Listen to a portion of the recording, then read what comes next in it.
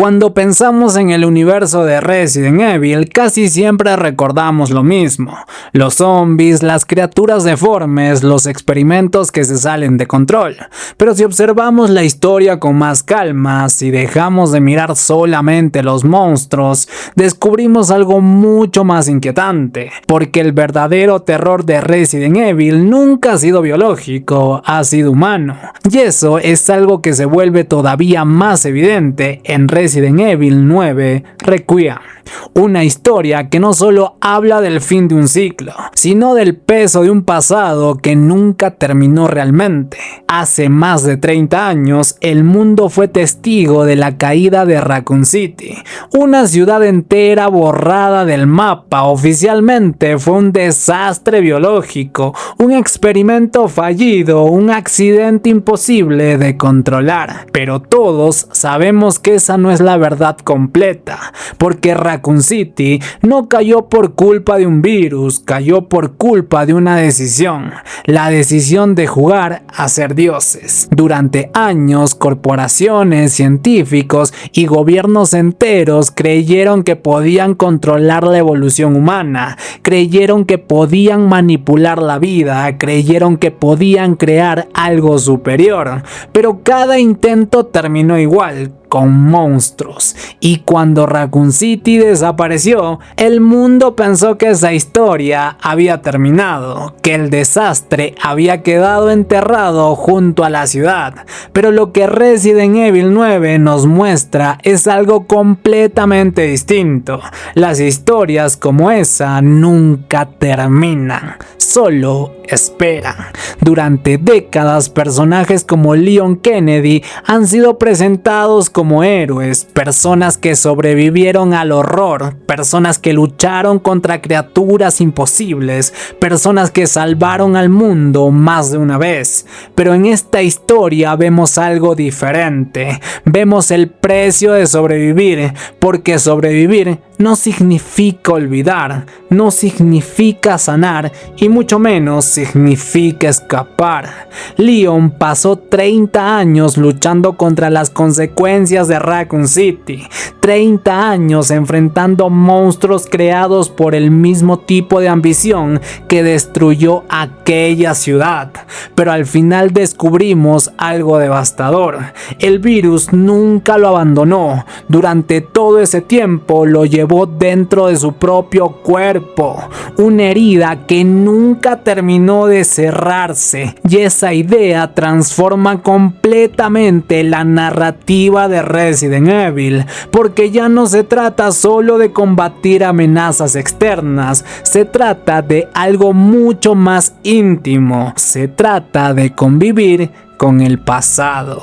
A lo largo de la historia humana siempre hemos intentado hacer lo mismo: enterrar nuestros errores, construir algo nuevo encima de ellos, fingir que lo que ocurrió antes ya no importa, pero los errores más grandes no desaparecen tan fácilmente. Permanecen, a veces en forma de consecuencias, a veces en forma de recuerdos y a veces en forma de virus. La idea de que los sobrevivientes de Raccoon City comiencen a morir décadas después es profundamente simbólica, porque representa algo que todos conocemos aunque no lo queramos admitir: el pasado siempre encuentra la forma de regresar. En medio de todo este caos aparece una figura nueva: Grace Ashford, una investigadora que cree estar persiguiendo una simple serie de muertes misteriosas, pero poco a poco descubre algo mucho más inquietante. La investigación no trata solo de las víctimas, trata sobre ella. Durante toda su vida, Grace creyó que su historia comenzaba con una tragedia: la muerte de su madre, un evento doloroso que marcó cambió su destino, pero la verdad es mucho más oscura. Su historia comenzó mucho antes, en laboratorios, en experimentos, en decisiones tomadas por personas que jamás se preocuparon por las consecuencias. Grace no fue solo una víctima del virus, fue parte de su origen.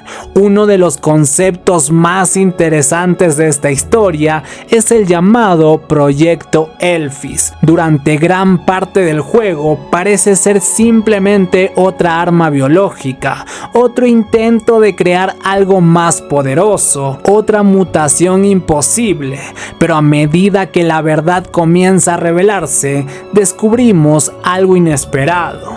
Elfis no es un arma, es una cura, y ese giro cambia completamente el significado de la historia, porque durante décadas todos los personajes interpretaron el legado de Umbrella de la misma forma. Creyeron que todo lo que provenía de esos experimentos debía ser destruido, que todo lo que estaba relacionado con el virus era peligroso, pero la realidad es más compleja. A veces, incluso los mayores errores pueden esconder algo que cambie el mundo. En el corazón de toda esta historia está una figura que representa la ambición humana llevada al extremo: Oswald Spencer, el fundador de la organización responsable de algunos de los peores desastres biológicos del planeta. Spencer creía en una idea muy simple: que la humanidad necesitaba evolucionar, pero no de forma natural, sino de forma acelerada, controlada, diseñada por quienes tenían el poder de hacerlo. Y esa idea es la raíz de todos los errores de Resident Evil: la creencia de que alguien tiene derecho a decidir cómo debe evolucionar el mundo. Cuando Grace descubre la verdadera naturaleza de Elfis, se enfrenta a una decisión imposible: puede destruirlo o puede liberarlo. Durante años, el mundo aprendió a temer cualquier cosa relacionada con el virus, y ese miedo es comprensible, porque el virus destruyó ciudades, arruinó vidas, creó criaturas imposibles. Pero a veces el miedo también puede cegarnos, porque el miedo nos empuja a destruir todo lo que nos recuerda al dolor, incluso cuando podría salvarnos. La decisión final de Grace es profundamente simbólica, porque no se trata solo de un virus, se trata de cómo enfrentamos nuestro pasado. Destruir a Elfis significaría repetir el mismo patrón de siempre: borrar el error, esconderlo, fingir que nunca ocurrió. Pero liberarlo significa algo completamente distinto. Significa aceptar que el pasado existe, aceptar que hubo errores, aceptar que hubo dolor, pero también aceptar que incluso de los errores más grandes puede surgir algo nuevo.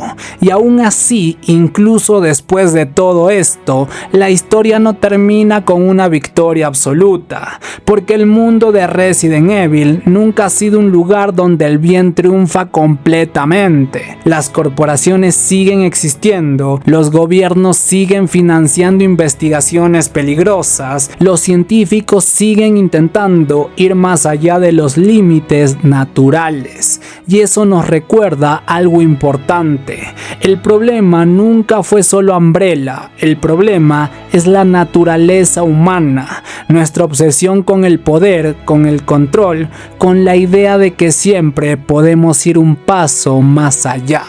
El título del juego no es casualidad. Un requiem es una ceremonia para los muertos, un homenaje para aquellos que se perdieron, y en muchos sentidos eso es exactamente lo que representa esta historia: un homenaje a todos los que murieron desde Raccoon City, a los que lucharon contra monstruos, a los que intentaron detener a Umbrella, a los que simplemente estuvieron en el lugar equivocado en el momento equivocado. pero también es algo más, es una advertencia, un recordatorio de que la historia puede repetirse, que los errores del pasado no desaparecen simplemente porque decidimos olvidarlos, y que mientras exista alguien dispuesto a jugar con la vida humana, el horror nunca desaparecerá por completo.